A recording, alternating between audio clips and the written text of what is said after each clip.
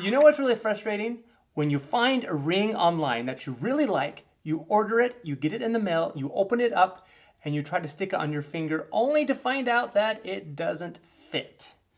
I'm Lee with LDS Honey, and today we are going to go over ring sizing. There are a bunch of different methods out there for determining your ring size, and no matter which method you use, there are some tips that apply to all of them.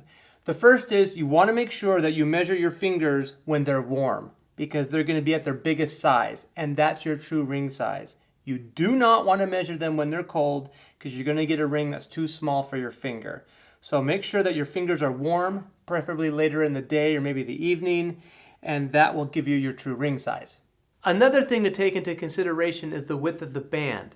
If the band on your ring is greater than 5 millimeters, you may want to go up half a size, maybe even a full size for a comfortable fit.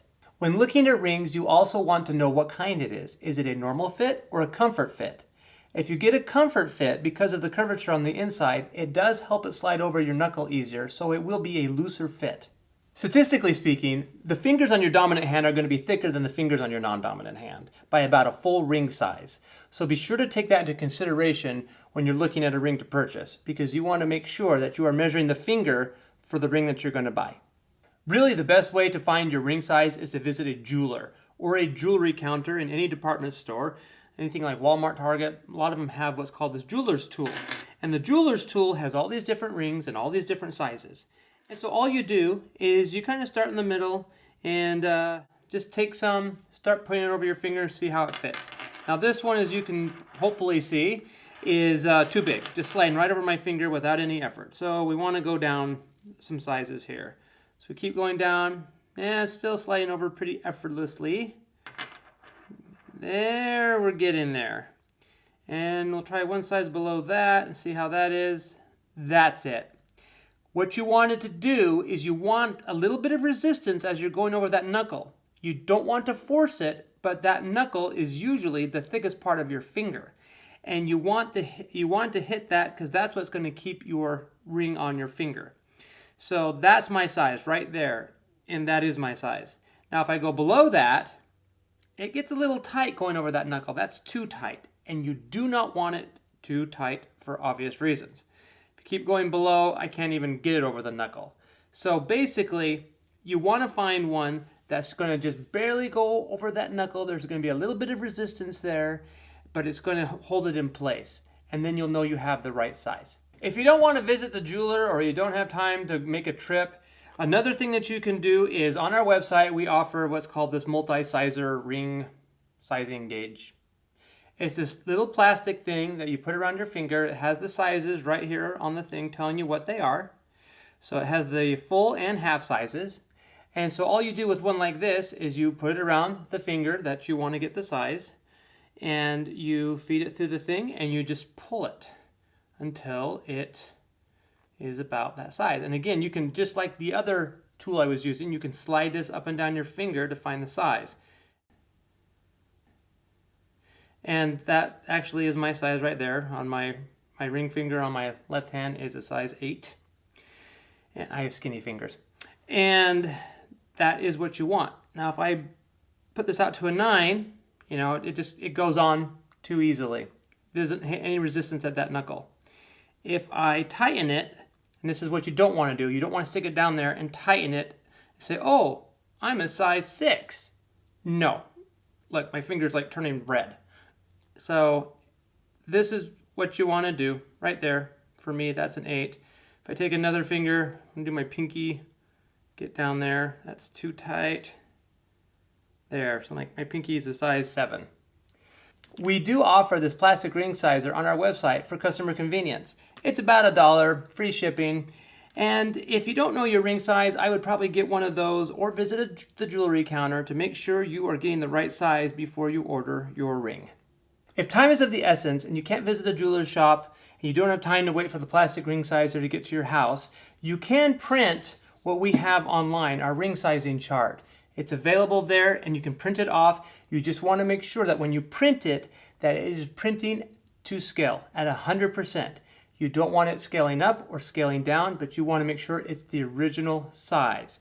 And the way to make sure that you're doing that is to take a ruler And that very first box there, we have what's called the scale check.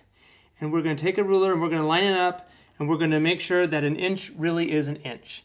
And it is. The one lines up, the two lines up, we're good. So what you can do is, if you have a ring already for the finger that you need, then you can put it down here on the right hand side where we have the circles with the ring sizes. And what you're looking for is you want those you want the lines of those circles to just barely be kissing that inner rim of the ring.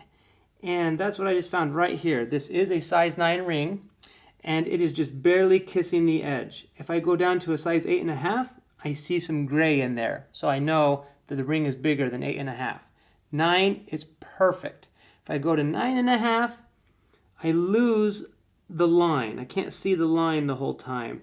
If I go to 10, the line's completely gone.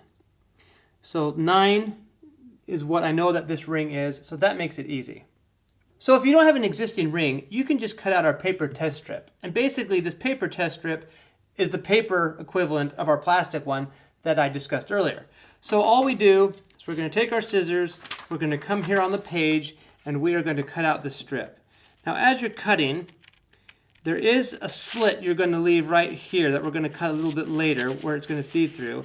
And you want to make sure as you go over that you are definitely either cutting right on that black line or just inside of it, because we need this long part to be skinny enough to fit through that slit. So I'm cutting it.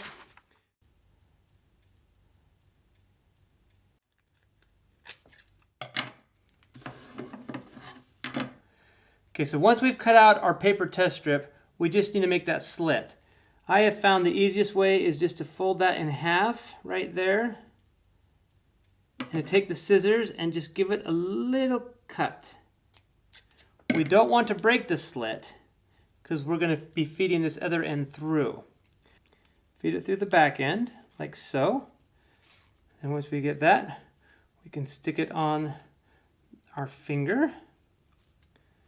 And we can then cinch it up to see our size. And right there, that's showing me the size 8. I like this paper ring sizer better than the string method because I find it to be more accurate. So if you're in a time crunch and you need to order the ring, this is the best way to go. Now again, you don't want to do this when your hands are cold or first thing in the morning. You want to do it later in the day when your hands are warm and your fingers are swollen a little bit like they normally do. And that will make sure that you get the best ring size possible. So there is a method at home you can do called the string method. It's my least favorite method because it's more prone to error, and I don't even know why I'm showing this. I guess monkey see, monkey do. Everyone else does it. If you're going to do it, I'm just telling you, it's not very accurate. It will give you a rough idea, but if you're going to do it, you want to make sure you use a non-stretchy string. So in my case, I'm using dental floss because it doesn't stretch.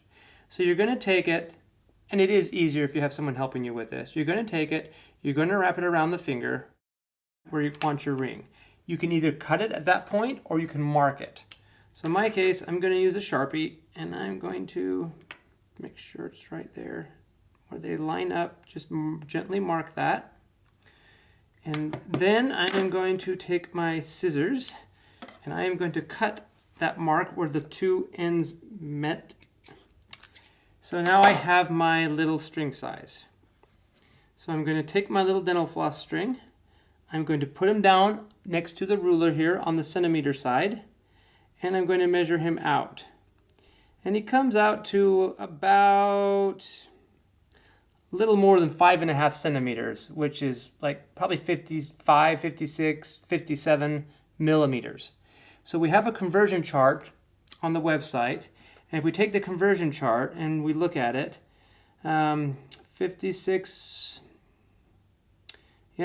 millimeters, that's my size, size 8. So even though I got a pretty good result, my advice with this method is to wrap the string right around where your ring is going to be resting on your finger to get the best result. Now that I've shown you the various methods, I would recommend taking at least 2 of them to helping you identify the perfect ring size. So that way you can order with confidence. And when your ring comes in the mail, you can take it, you can put it on, and it's going to be a perfect fit. And then you and Buzzy Bee can do a little dance together. Thanks, guys. If you have any questions, please contact me via the website ldshoney.com.